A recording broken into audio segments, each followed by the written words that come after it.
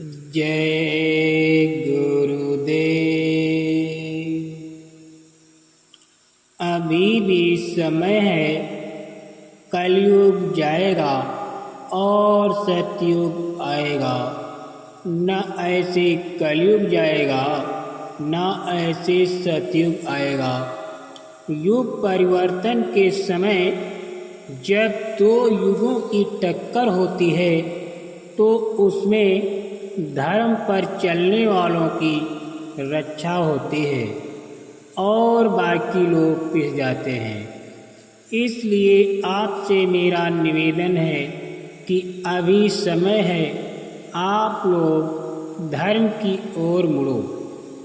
पुस्तकों में लिखा है कि राम रावण की लड़ाई में रावण का एक शीश कटता था तो 10 और निकल आते थे। इसी प्रकार मन का एक अंग मरता है तो 10 और अंग जागते हैं। कटा हुआ दरख्त जिसकी जड़ अभी बाकी है उसका एतबार नहीं करना चाहिए कि अब नहीं उगेगा। जब मौका आएगा तभी उसमें नई नई डालियाँ और हरे हरे पत्ते निकल आएंगे। इसी तरह माया जो कि मूल का विचार है और जड़ है, जब तक मौजूद है तब तक यकीन नहीं करना चाहिए कि मन मर गया। कलेजा दहल जाएगा। बाबा जी आपको इशारे में समझाते हैं तो इशारे में समझना चाहिए। अगर आपको पहले बता दिया जाए तो आपका कलेजा दहल जाएगा।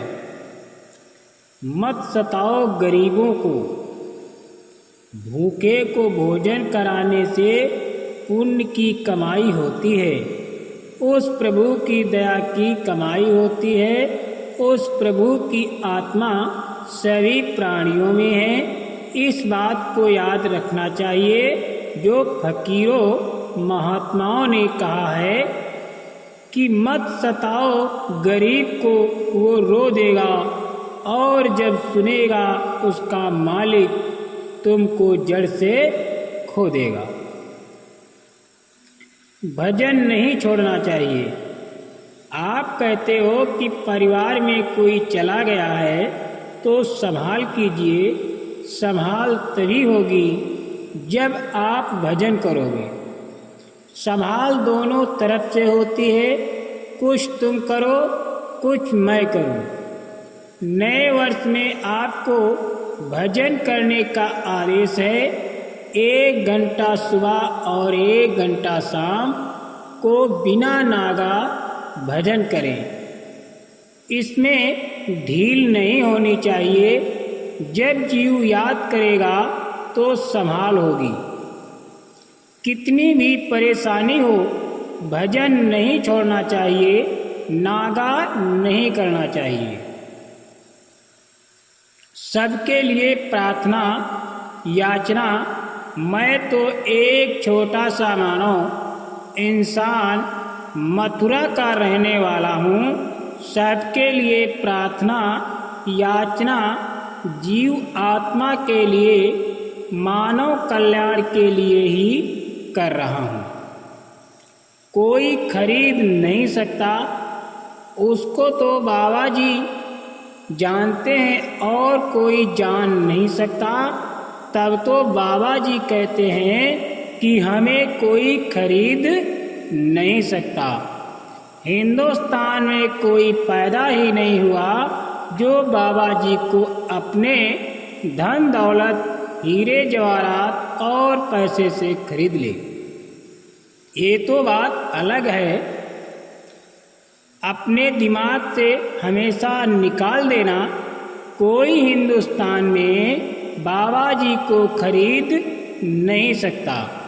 बाबा जी अपने लक्ष्य के पक्के हैं। मेरे पास बड़े बड़े नेता और लीडर जो प्रधानमंत्री उनके लड़के चले गए, मेरे पास पहुँचे और बड़ा उन्होंने लालच दिया। परंतु उसका मेरे ऊपर असर धूल के बराबर भी नहीं। लेकिन मैंने कहा कि तुम देश का भला नहीं कर सकते, तुम्हारे द्वारा देश का भला नहीं हो सकता, आगे आपके द्वारा बड़ा नुकसान होगा। देश का बड़ी खूरजे होगी, देश में महंगाई होगी और बर्बादी होगी। सब कह दिया। महात्माओं की बात नहीं मानोगे तो ये रास्ता खुशहाली का नहीं, सब कुछ कह दिया। दुनिया सराय है, ये हमेशा याद रखो। और ये सत्य है कि जिस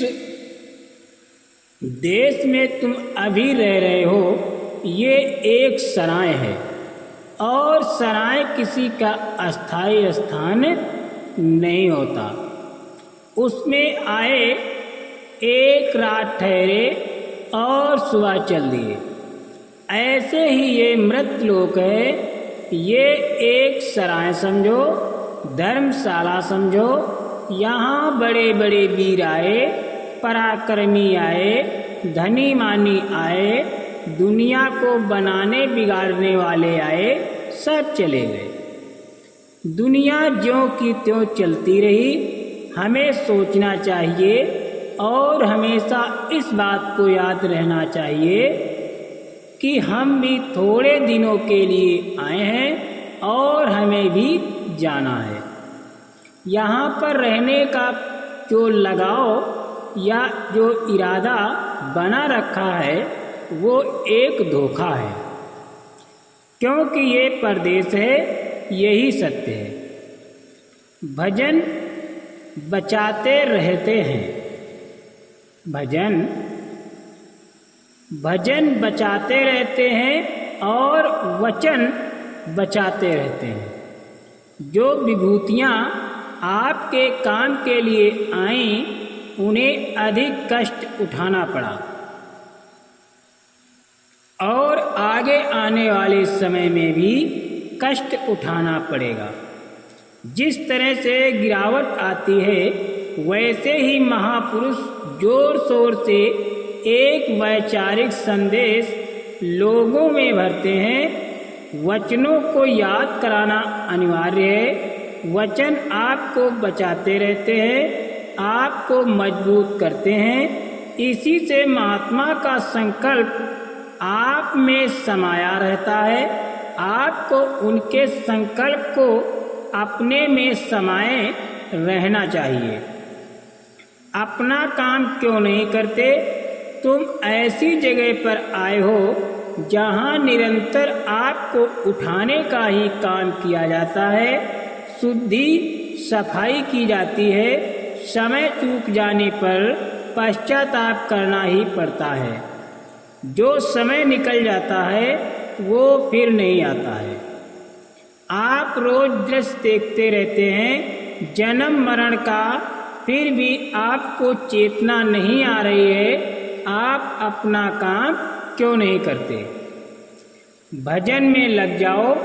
आप ये तो नहीं कह सकते कि हमें भेद नहीं मालूम, रास्ता नहीं मालूम, नाम नहीं मालूम, रूप नहीं मालूम। सब कुछ जब आपको बताया जा रहा है, तब तो आपको चाहिए कि भजन में लग जाओ। आपको दिखाई भी देने लगेगा और सुनाई भी देने लगेगा। सुंदरता और आनंद इस मनुष्य मंदिर में जब जज्बात होने लगेगी, तब दुनिया की तमाम चीज़ें उस सुंदरता के सामने आपको लुभा नहीं सकती। महापुरुषों का काम रक्षा का है। मेरे ऊपर किसी का कोई असर नहीं है, न किसी जात बिरादरी का, न समाज संप्रदाय का, और न किसी के धन दौलत का।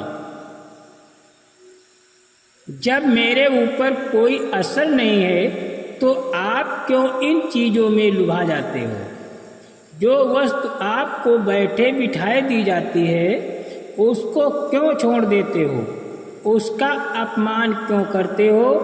आप जागने के लिए रुचि बनाओ, भजन करने के लिए रुचि बनाओ। महापुरुषों का काम रक्षा करने का है। तुमने जो बोझा लादा है उसे खत्म करने का है। तुम तो हो जाओ, तुम तैयार तो हो जाओ। आग लगने में देर नहीं। धर्मात्मा, पुण्यात्मा, संत महात्मा आपकी हिफाजत करते रहते हैं, नहीं तो आग लगने में कोई देर नहीं।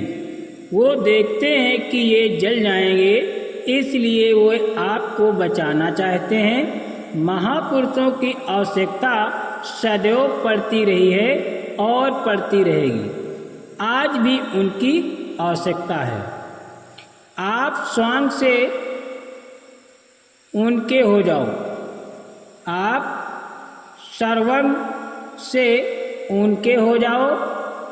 उनको किसी से कोई परहेज नहीं। वो तो देखते हैं कि सब में उस प्रभु की अंश है जो कर्मों के जाल में फंसकर दुख उठा रही है। असल बात यह है कि महात्माओं का जो संकल्प होता है वो मानव जात के हित के लिए होता है। जब छोटी छोटी चीज आप नहीं समझ सकते तो बड़ी चीज कैसे समझोगे? रात में 2:30 बजे उठकर यदि साधक रोज भजन करे तो कुछ ही समय में सब साफ सुनाई देने लगता है। जय गुरु।